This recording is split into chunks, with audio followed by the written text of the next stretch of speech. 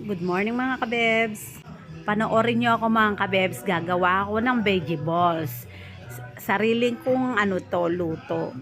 At sarili ko rin diskarte. Kanya-kanya tayong luto dyan. May tira kasi akong repolyo at saka carrots. Nasisira na lang. Kaya sayang naman to kung di ko lulutuin.